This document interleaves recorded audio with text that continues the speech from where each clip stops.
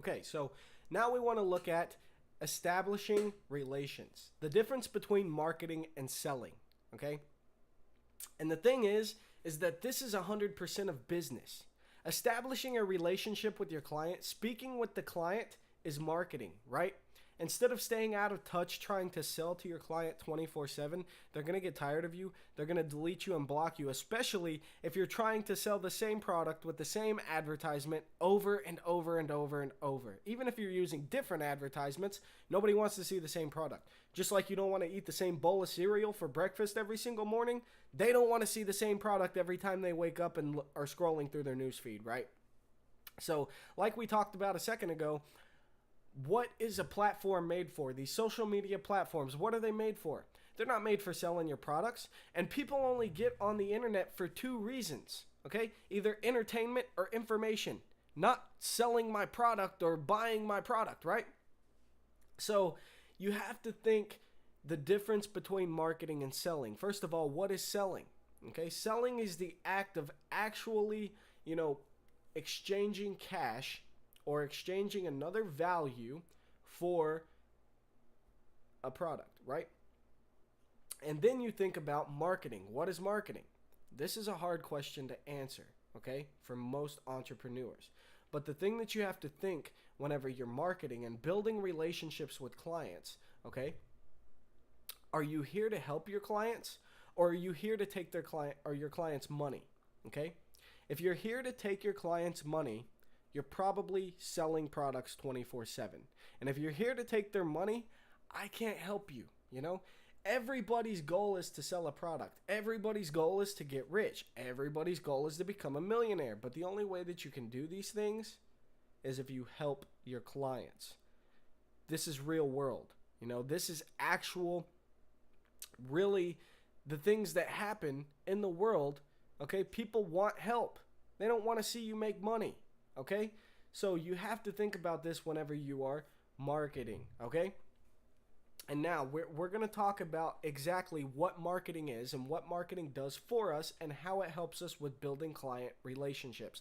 Because really, client relationships are 100%, like I said, 100% of business. Okay, so you got to think business is just like the relationship with your mother, the relationship with your girlfriend or your boyfriend. Okay, now, why would it be any different? When you have a couple or you have a friend or you have, a mother-son or a mother-daughter relationship, you are exchanging values. Maybe this person makes you laugh or makes you smile. So you are attracted to that person with attractive energy. Brands have to use the same thing. It's human nature. Why would it be any different? Business is just appealing to human nature at a higher perspective, okay?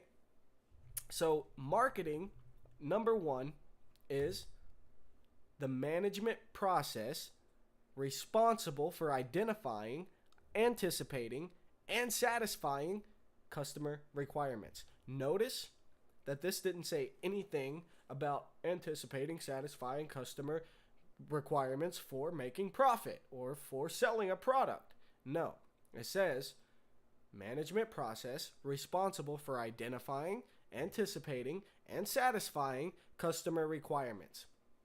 So what does this mean, you may ask? Well, we talked about identifying your client. Why did we talk about that? Because I'm teaching you how to market instead of sell your product. Instead of getting on there and, hey, 50% off of this, 50% off of that, or join my opportunity, make $700 a week and $1,000 a week, blah, blah, blah. So instead of saying that, why not identify the questions that your clients are asking? Because like I said, this is the real world and the fantasy that everybody lives in, that whenever you post a post on Facebook and it's going to attract all of these clients, it's not. Okay, it's not the picture that makes you look good. Nobody has ever bought a hair product because the bottle looks good. Oh, look at that bottle. I got to put that on my hair, right? Nobody cares about that. Okay, what they care about is what that product is going to do for their hair. That's the question that they ask. That's identifying the client. So, I got this hair product. Well, what does your hair product do? Okay. Oh, it creates volume for your hair. Okay. Well, my hair has enough volume. I don't need your product. Boom. Okay. So you have to think about the questions that your clients are going to ask before they ask them. That is how you build relationships, right? Another way to build relationships is getting in front of your clients and giving them core value. Anticipating. That's anticipating your client coming in, right? That's being patient, using the virtue against the system, okay? And then satisfying the customer's requirements. That's number one in establishing relationships. And establishing relationships is number one in selling a product, because people only purchase off of brands that they like and they trust. So if you're satisfying this customer's requirement, they like you, first of all, because you've satisfied them. And second of all, they trust you because you have satisfied them. Okay? So you always have to meet the customer's requirements. Think about what your customer's thinking about you. Okay? And here are some guidelines to follow whenever you're marketing, when you're establishing relationships. And before we start going over these, understand that customer service is number one. Okay? Number one in establishing relationships. Number one in marketing. Number one in attraction marketing. Always, always, always speak with your clients. Talk to your clients. Create discussions with your clients. Listen to your clients. Watch, your comments on your videos and help them, okay? Because they want response. They want action to be taken. And the way that you start this is by using marketing. You start to establish satisfying customer requirements by using marketing. So here's some guidelines to follow while you're marketing, okay? What should my clients know before purchasing? This is how you create a trustworthy relationship with your client, is by telling them what they should know before you tell them about a product. So if I'm selling soda to you and I've got this soda bottle, if it's Coke or Dr. Pepper, and I'm like, hey, buy this can with liquid in it. What are you going to do? You're going to be like, no, I don't want that. What is inside of that, right? But if I come up to you and I'm like, hey, we have this new soda. It's new on the market. It's got, blah, blah, blah carbohydrates and blah, blah, blah. We reduce the sugar and it's the best for your blood system and it's the best for this. And you still get the great flavor, but, you just got to try it, okay? I'm more likely to buy that product than if you just say, hey, here's a can with some liquid in it, right? What isn't always mentioned about the product, okay? What don't the brands always mention about the product? So you don't want to leave anybody in the dark. That's a bad relationship, right? In order to build trust, and trust is what makes sales, okay? You never leave anyone in the dark. So if your product has a dark side to it, make sure to give them the pros and the cons, okay? Because that's how they're going to start listening, is by, like if you're in a work from home business, and you're talking to your clients and you're telling them, well, here's why I joined work from home. And, here is why everybody thinks that this is a scam. Okay. So that's what's not always mentioned, right?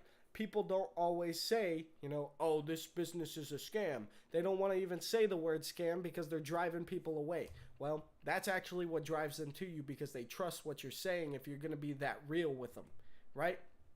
And then you got to think about what appeals to the product's nature, okay? What type of nature does your product have, and what do people within inside of this nature appeal to, okay?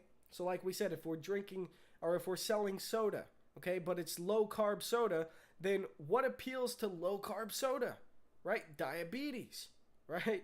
And I'm not, I'm just for example, So I'm going to sell this low carb soda to people with diabetes. And if I'm talking about, marker boards or selling markers, then I'm looking to sell to education, right? Entrepreneurs, seminars, the nature of my product. So I want to find that nature and kind of project my product into that nature so that everybody starts to trust me a little bit more. As long as I'm being real with them, telling them what isn't always mentioned about the product, and letting them know what they need to know about the product before they purchase it, because nobody's going to purchase something that they don't know about, and they're only going to purchase from brands that they like and they trust. So what should my clients know before purchasing? What isn't always mentioned about my product, and what appeals to the product's nature? Go ahead and write some things down on your product, and I'll give you a few seconds.